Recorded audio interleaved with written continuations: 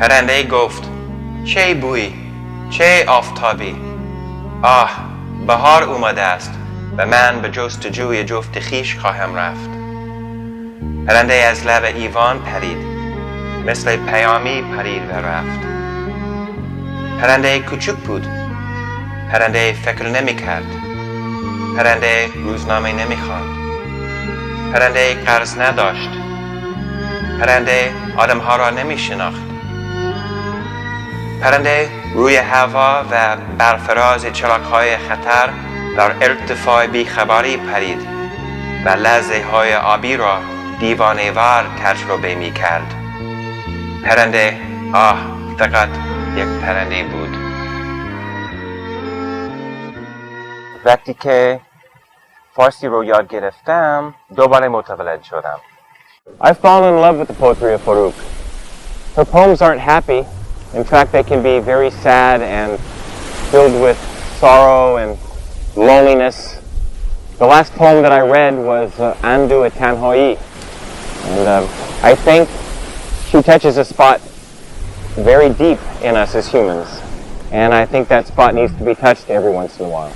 من اهل دنیا هستم، اما در لس آنجلس به دنیا اومدم و در سان فرانسیسکو فارسی رو یاد گرفتم، اما اغلب به لس آنجلس می رفتم و هر بار که می رفتم به لس آنجلس به وست‌وود می رفتم و میگن تهرانجلس و من می گشتم و با ایرانیا صحبت می کردم. نمیدانم چی می خواهم خدایا، به دنبال چی می گردم شب و روز، چی می جوید نگاه خسته من، چرا افسرده است این قلب پرسوز. ز جمع آشنایان می گریزم، به کنجی می خزم آرام و خاموش، نگاهم قطع‌وار در تیرگی ها و بیمار دل خود می دهم گوش. My name is Larry Klein and I was born near Los Angeles, California. About 4 years ago I moved to Turkey. I studied chemistry originally, but I've always been a musician since I was a child. I played mostly rock and roll and blues until I was about 30 years old. اولین چیز که می زدم گیتار. بعد 15 سال پیش با عود آشنا شدم. یه سال بعد با تار آشنا شدم و شروع به یاد گرفتن تار ایرانی کردم. مستم تیغت بریده شستم، مستم تیغت بریده شستم. بیا بریم قبل کوی قلی کنیم فرش بره های سرک و سفید منگر پر آتش مستم تیغت بریده شستم، مستم تیغت بریده شستم.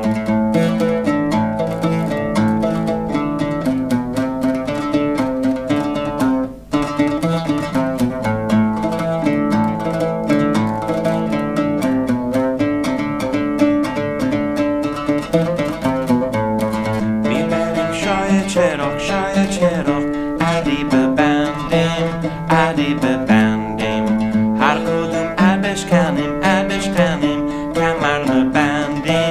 کمر نبندیم مستم تیغت بریده شستم، مستم تیغت بریده شستم، مستم تیغت بریده شستم.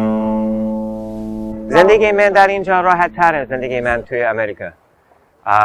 از طرف اقتصادی، از طرف مردم. هم میدونی مردم ترک شبیه مردم ایران یکم. فرهنگ هم شبیه فرهنگ ایران. مثلا وقتی که ورود بشیم توی خونه کفشایمون رو در بیاریم. Because there are a lot of similarities in the culture, and I love the culture of Iran. I'm very happy to live here. I chose living here in Turkey not just because of the music, which I do love, but because I feel close to the culture here, and because of that I also feel that I'm close to the culture of Iran. In all countries there are people who are open-minded and there are people that are closed-minded. I don't want to say there are good and bad people because I don't believe people are inherently bad. I believe that there are people who are maybe ignorant of different cultures, but I do believe that when people discover other cultures and are open-minded to the diversity that we have in the world, that the world will be a better place.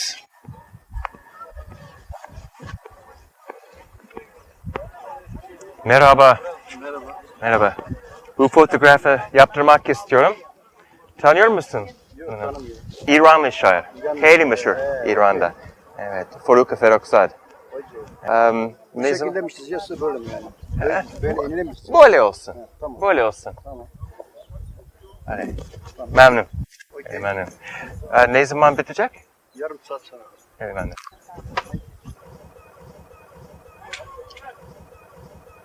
اگر بتونم برم ایران اولین جایی که میخواستم ببینم قبر فروغ زندگی من رو روشن کرده. قبل از اینکه آشنا شدم با فروغ زندگی من فرق داشت. من میخوام برم ایران میدونی، اما به خاطر این که من 2 بار به سفارت رفتم خواستن ویزا، اما متاسفانه اجازه ندادن به من. به خاطر این که من امریکایی هستم یک کم مشکلیه برای من. اگر بتونستم میرفتم، اگر اجازه میدادن به من هر چیز زودتر میرفتم به ایران. پاییز ای مسافر خاکالود، در دامن چه چیز نهان داری؟ جز برگ‌های مرده و خشکیده دیگه چی ثروتی به جهان داری؟ جز غم چی میدهد به دل شاعر؟ سنگین فرو به تیره و خاموشت. جز سردی و ملال چی میبخشد بر جان درمند من آغوشت؟ پاییز ای سرور خیال انگیز، پاییز ای ترانه مهنت بار، پاییز ای تبسم افسرده بر چهره طبیعت افسون کار. یک اسم ایرانی به خودم داشتم. اسم من توی زبان فارسی لوراست، از شاهنامه میاد، از فردوسی. به خاطر این که من فرهنگ ایران رو دوست دارم و فردوسی خیلی مشهور، خیلی مهین پرست ایرانی تاریخیه. درسته؟ مهین پرست درست؟ هیچ صیادی در جوی حقیری که به گودالی میریزد مرواریدی صید نخواهد کرد. من پری کوچک غمگینی را میشناسم که در اقیانوسی مسکن دارد و دلش را در یک نیلبک چوبین مینوازد آرام آرام. پری کوچک غمگینی که شب از یک بوسه میمیرد و سحرگاه از یک بوسه به دنیا خواهد آمد. While I was living in Northern California, I went to a world music camp, and it was there that I discovered the music of Iran, the music of Turkey, Afghanistan, and I fell in love with it. Because of that music camp, called Lark in the Morning, I decided to study both Daska and Makam. And I studied it for several years until moving here to Turkey to continue my education and enjoy this wonderful culture and the people here. If I could have gone to Iran, I probably would be living there right now, but unfortunately, as you know, I'm not able to go and live there. But I hope to one day. I hope to go there one day to study music and to become closer to the people and the culture of Iran.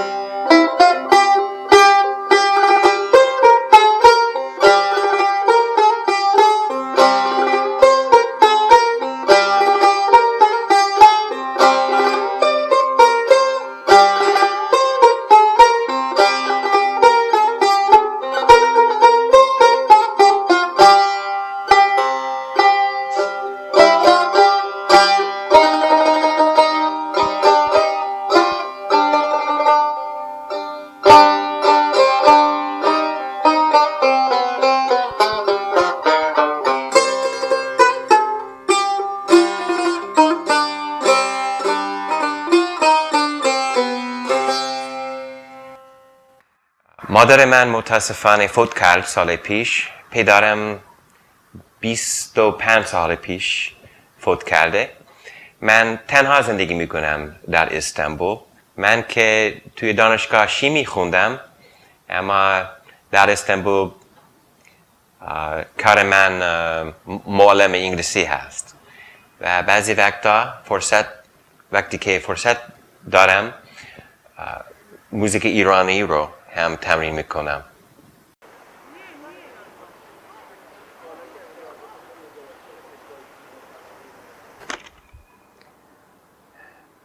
دلم گرفته است. به ایوان می روم و انگشتانم را بر پوست کشیده شب می کشم. چرک‌های رابطه تاریکند. کسی مرا به آفتاب معرفی نخواهد کرد. کسی مرا به میهمانی گنجشک‌ها نخواهد برد. پرواز را به خاطر بسپار. پرنده مردنی است. یه نفر مرد پیر گوشه‌گیر و فقیر با موهای سفید تو دلش مرده امید مثل یه دیوونه زیر لب میخونه.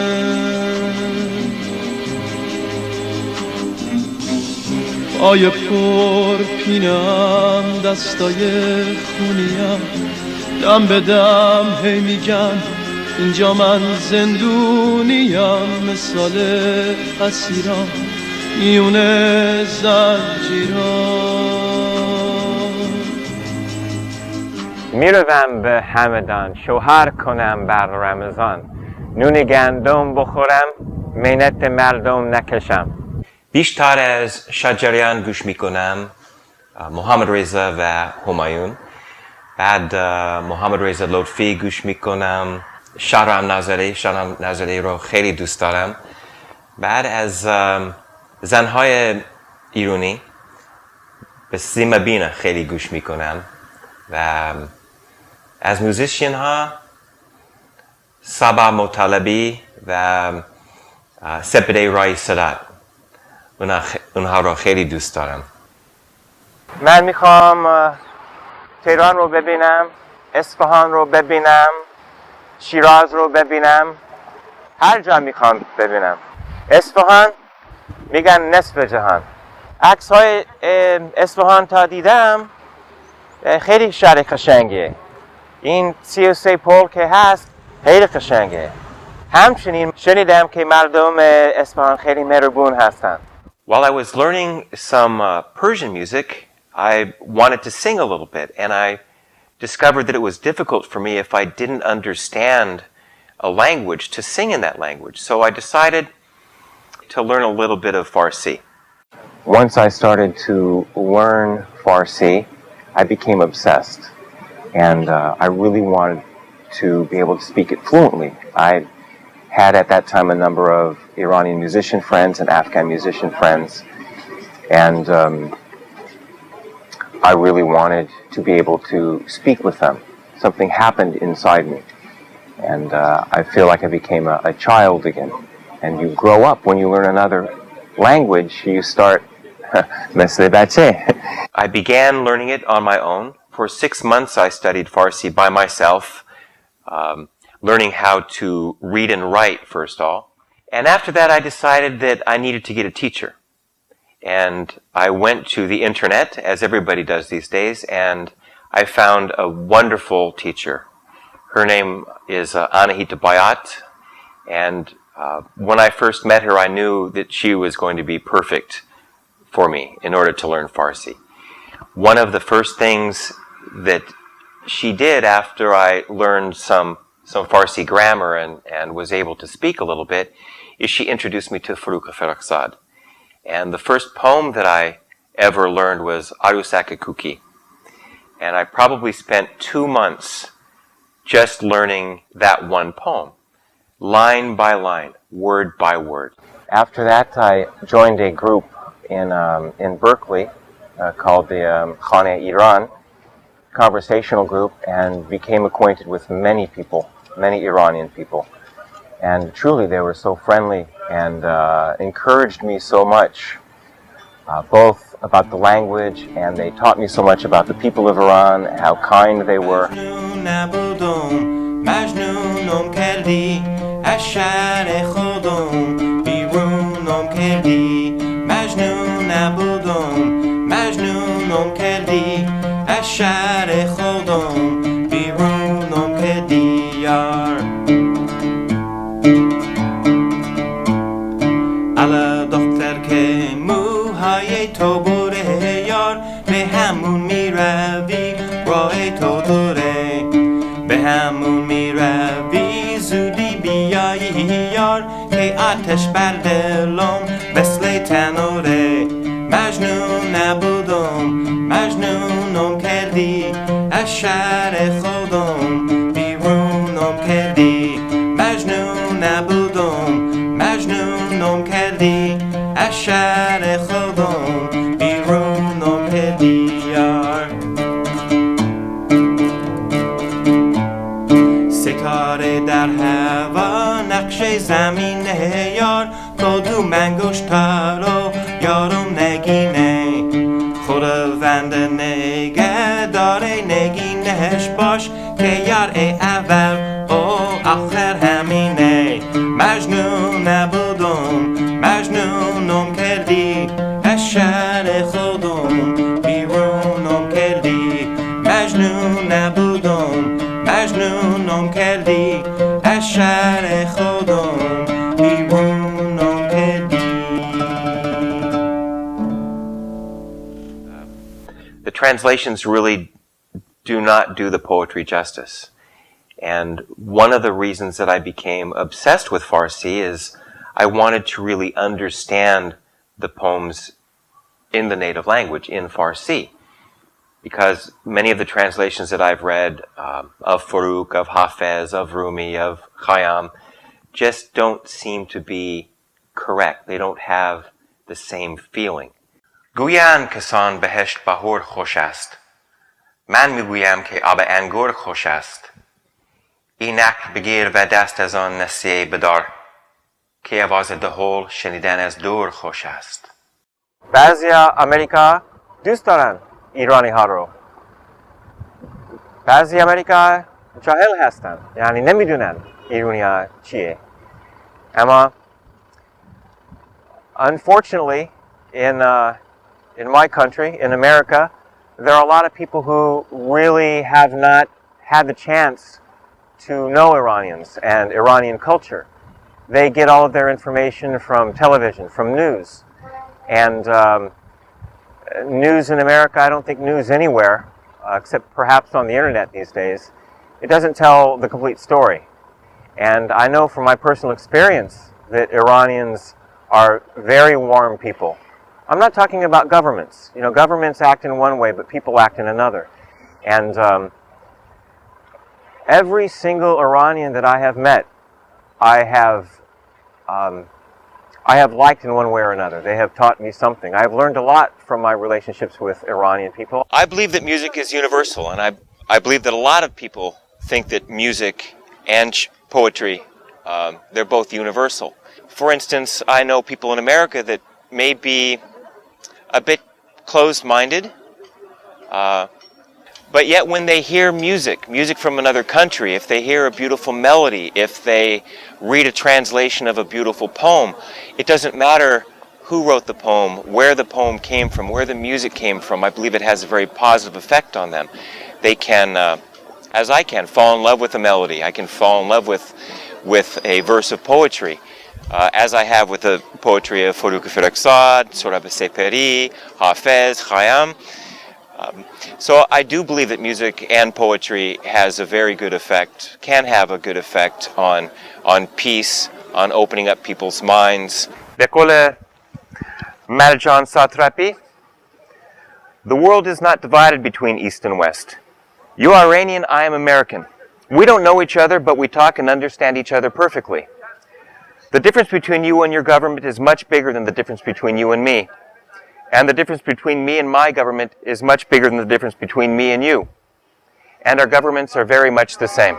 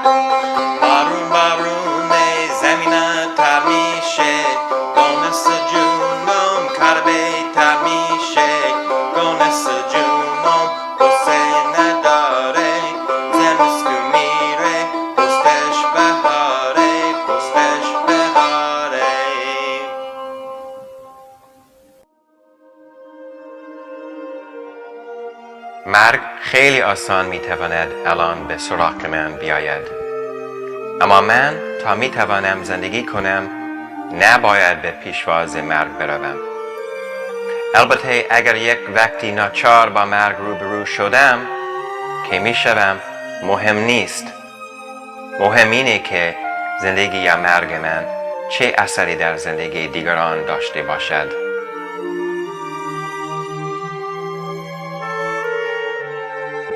دلم گرفته است. همین.